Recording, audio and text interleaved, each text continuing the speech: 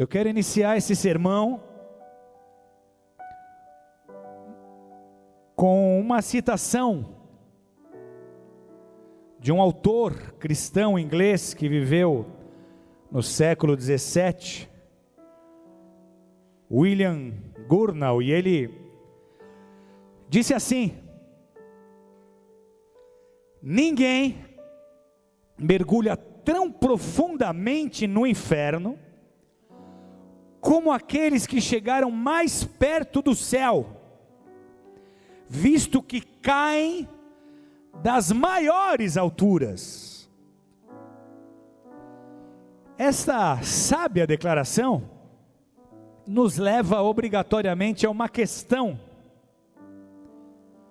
o que faz alguém que está tão perto do céu mergulhar tão profundamente no inferno?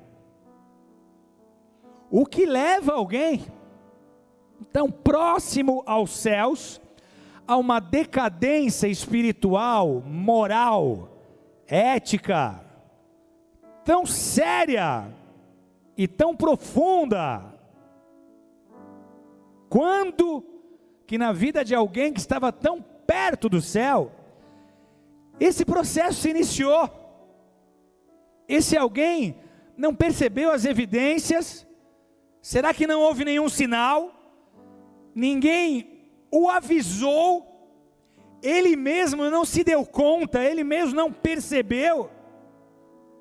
Em que lugar o coração desse alguém se endureceu a ponto de não perceber que ao invés de subir, estava caindo?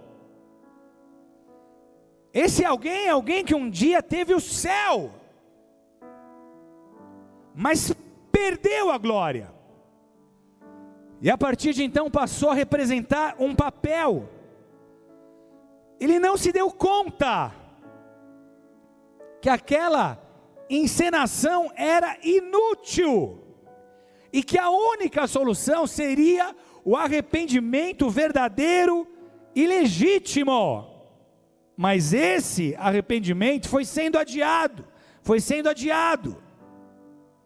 e esse alguém, apesar de professar sua fé e atuar na igreja, está mais perto do inferno do que do céu. E o que restou? Uma simulação da verdadeira fé. E esse alguém agora se vê comprometido, sem unção, sem autoridade, interpretando um personagem, mais afastando as pessoas de Deus do que as aproximando.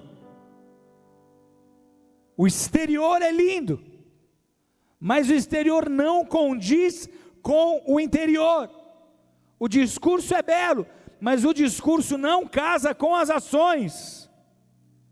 Ele agora provou do fermento da hipocrisia. Ele não prega mais o que vive, nem vive mais o que prega. Não há verdade nele. Igreja, essa história se repete muito mais vezes do que se imagina, e essa é a razão de muitas pessoas evitarem a igreja.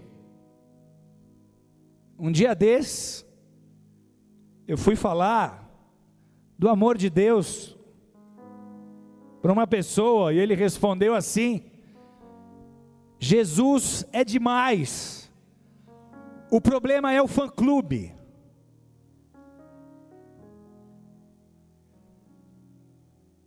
Tais feridas que aqueles que provaram desse fermento têm causado em nossa sociedade. Essa é uma era, amados, em que as relações são extremamente superficiais, fora da igreja e às vezes dentro da igreja. É por isso que você encontra pessoas tão desanimadas. Posts como esse aqui, é tanta hipocrisia, tanta gente vazia, tanto assunto inútil, que eu estou com preguiça de conhecer as pessoas.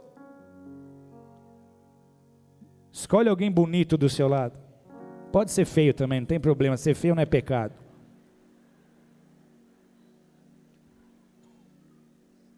E diz assim para ele: é muita gente falando bonito, mas fazendo feio. Abra sua Bíblia comigo, em Lucas 12, versos de 1 a 3.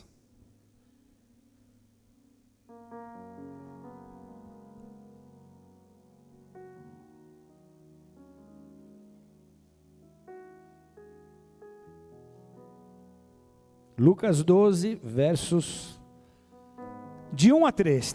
Três versículos. Esse é um sermão de 3 versículos. Diz assim: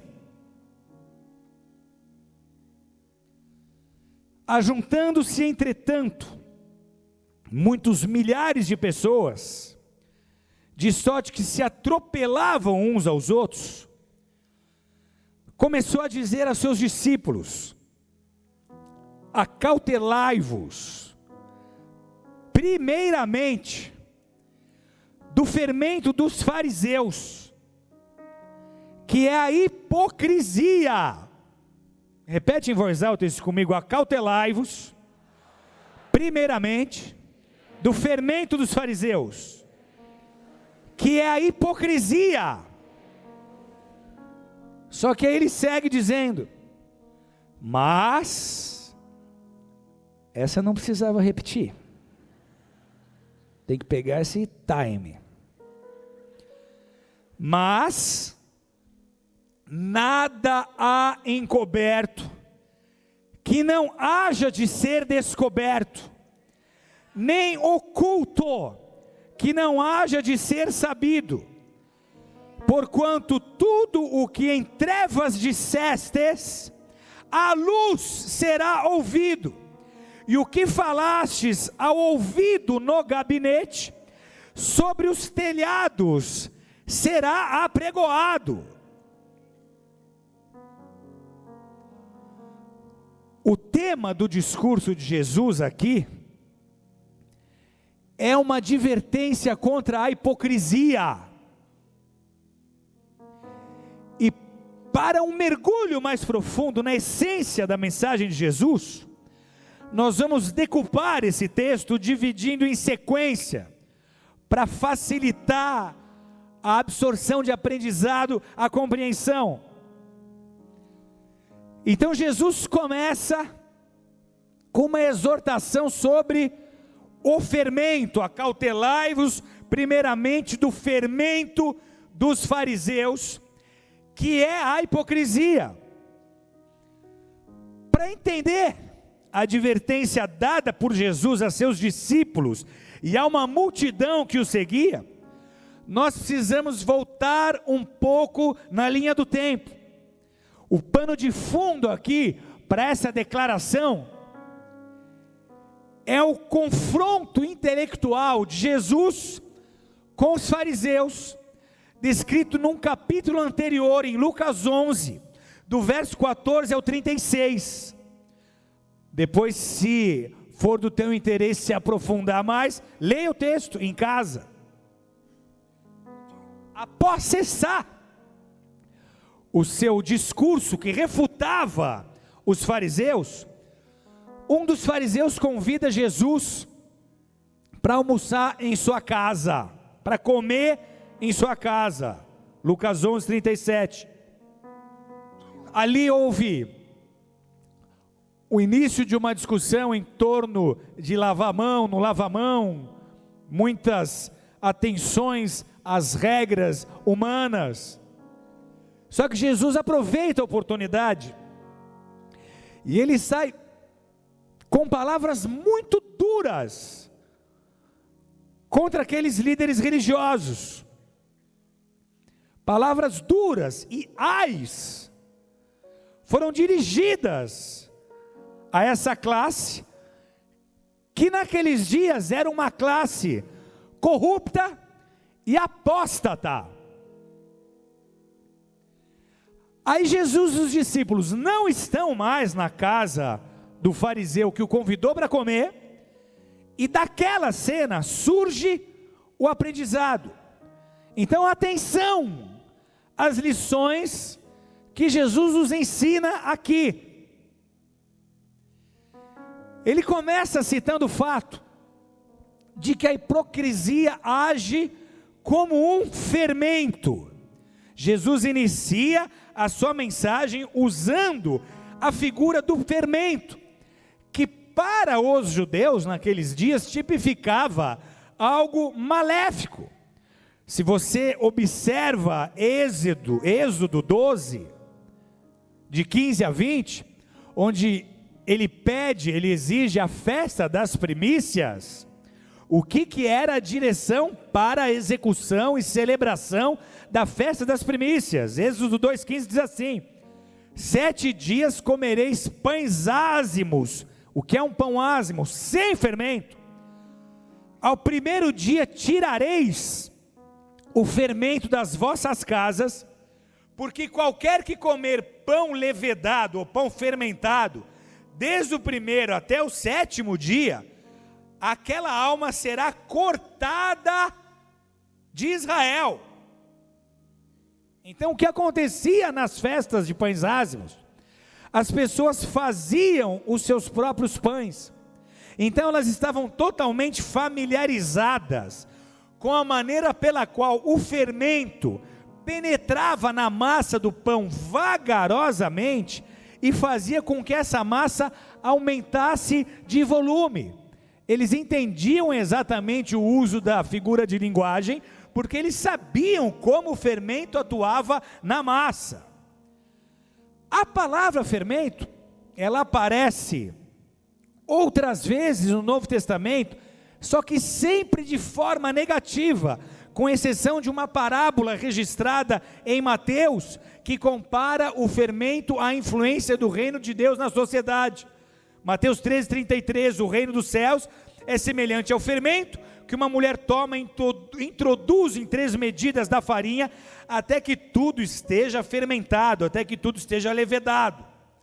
Fora essa comparação do fermento e a boa influência do reino, todos os outros usos da palavra fermento era para algo negativo. Paulo usou a figura do fermento para ilustrar o pecado. Ele diz assim: não sabeis vós que um pouco de fermento faz fermentar toda a massa?